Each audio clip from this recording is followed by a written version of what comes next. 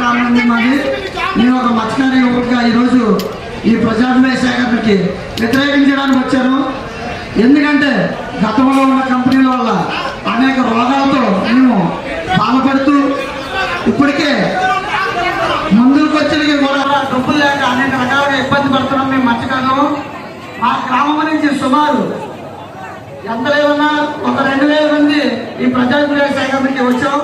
అయితే ఇక్కడ వచ్చిన వాళ్ళకి కనీసం వాటర్ బ్యాగ్ ఇవ్వలేదు. నాకు కంపెనీలు కట్టి మీరు ఏం చేస్తారు అసలు నాకు అర్థం లేదు. ఒక వాటర్ బ్యాగ్ కూడా ఇవ్వలేదు. మీరు ఏం చేస్తారు?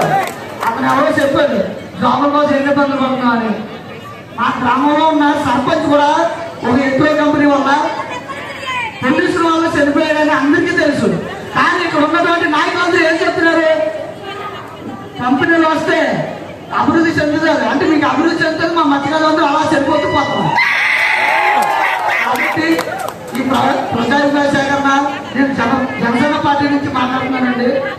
పవన్ కళ్యాణ్ గారు 10 మంది చనిపోయే విధంగా కంపెనీలు ఏర్పాటు చేయమని చెప్పరు. ఈ విషయం పవన్ కళ్యాణ్ గారి దృష్టికి తీసుకెళ్తే కనుక మా మాటలు మా మత్స్యకారుల తరపున వింటే